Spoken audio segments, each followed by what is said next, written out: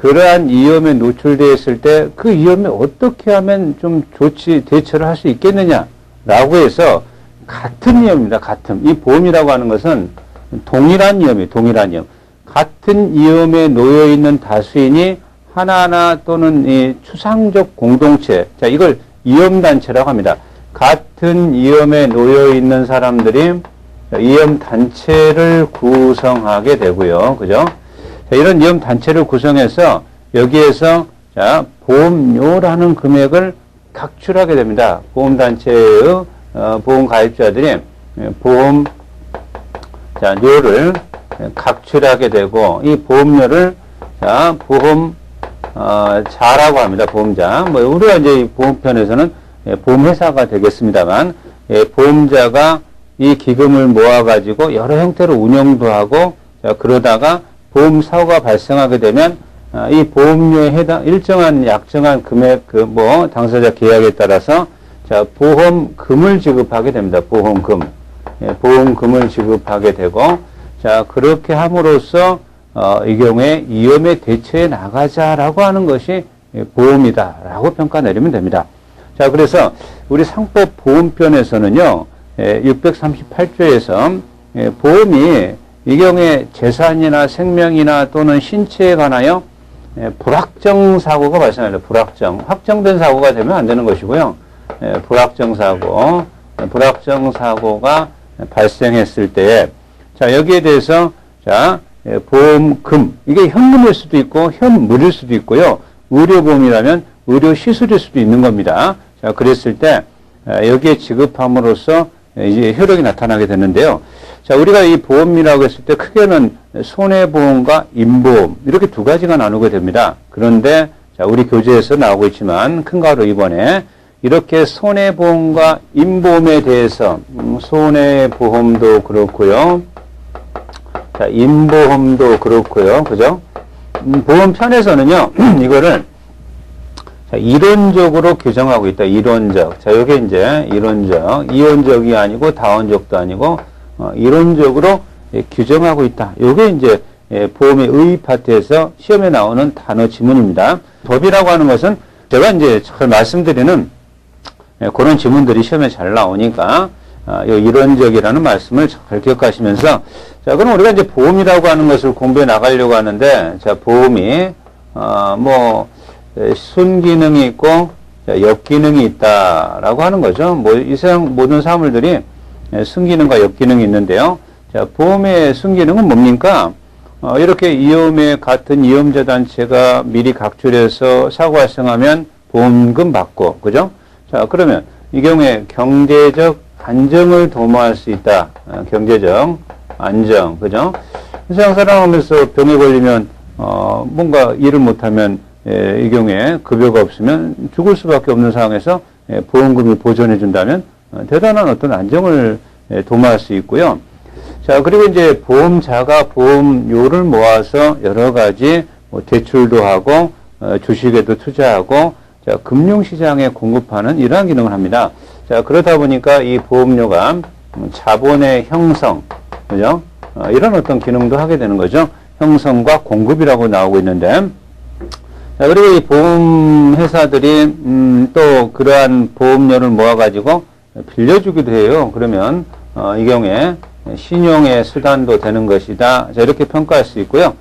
자, 우리 이제 어떤 보험을 삼성이 이제 최근에 잘 나가고, 삼성 반도체, 어마어마하잖아요.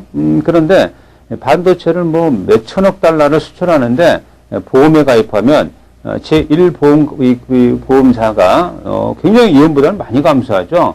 그러면 그 보험회사가 또 다른 어떤 더 국제적인 어떤 보험자에게 제2차 보험을 가입할 수가 있습니다.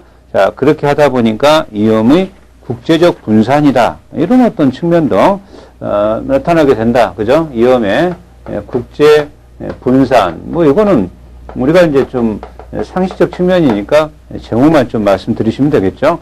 자, 그리고, 우리 이제 교재가 이렇게 나오고 있는데, 그 교재를 보니까 손해 방지 기능이다라고 하는 게 있죠. 손해 방지 기능이다. 이런 것도 나오고 있는데, 이 경우에 그 어떤 보험 사고가 발생하게 되면 보험회사에서 보험금을 지급을 하겠죠.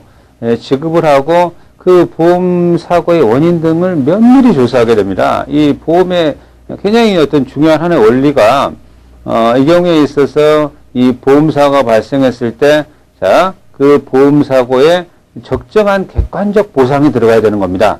예, 그렇기 때문에 그 사고의 원인을 면밀히 조사하게 되고 거기에 대한 방지책을 연구하게 되면 손해 방지 기능도 보험이라고 하는 것은 수행할 수 있다. 자, 이런 어떤 시각이라고 하는 것인데요. 이러한 보험이라고 하는 것에 또 역기능도 있을 수가 있습니다. 예컨대 이 경우에 그 어떤 생명보험을 가입하려고 한다, 상해보험을 가입하려고 한다. 상해보험 같은 것도 웬만한 사람들은 잘 안 드는데 말이죠. 일부러, 그죠? 고의로 피보험자를 갖다가 상해하고 살해해서 보험금을 수령하려고 하는 그런 사람들이 오히려, 그렇죠? 보험사고의 개연율이 높은 사람들이 오히려 보험에 가입해요.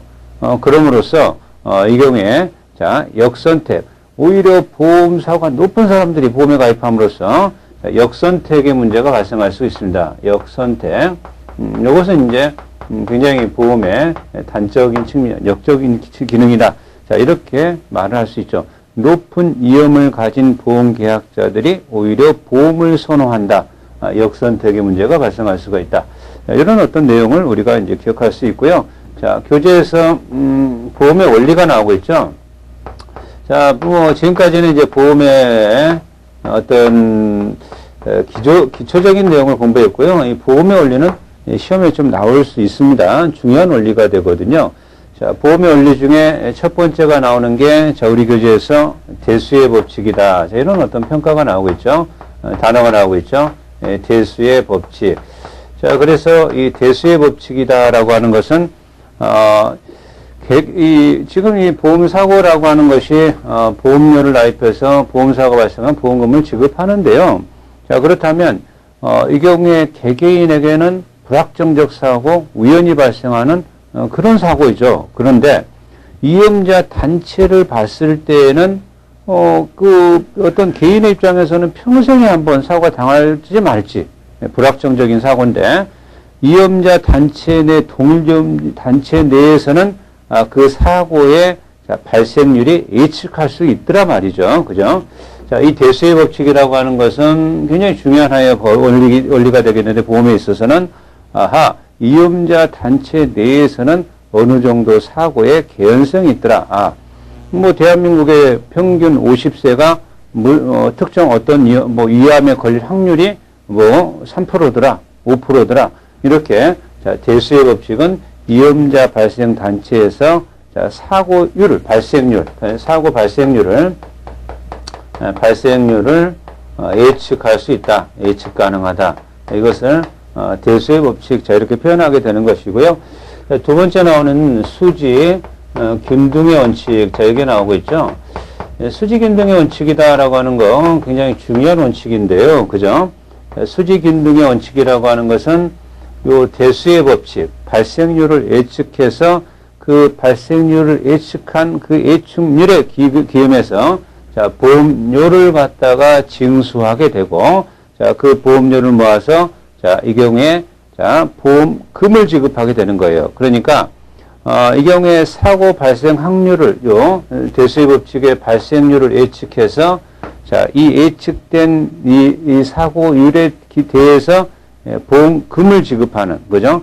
보험금 총액을, 자, 지급하는 기금을 마련해서, 이 경우에 보험료를 지급하고, 이 수지 발생률의 근거에서, 자, 여기에서 보험료를 산출하게 되는, 자, 이것을 수지균등의 원칙이다. 자, 이렇게 표현하게 됩니다. 자, 그러니까 이 경우에 지급해야 될, 자, 보험금 총액과 보험료 총액이 균형을 맞추는, 그죠? 보험금 총액과 보험료에 보험료를 납입받아야 될 총액이 균형을 이루어야 된다. 이것을 수지균등의 원칙이다. 자, 이렇게 표현하게 됩니다. 자, 그리고 이 어떤 보험의 원리는요, 세 번째로 보험의 원리다라고 했는데, 위험이 동질적이어야 됩니다. 위험의 동질성. 이혐이 동질하지 아니하면 이혐자 단체가 구성될 수 없다. 이렇게 평가를 내리게 되는 거죠.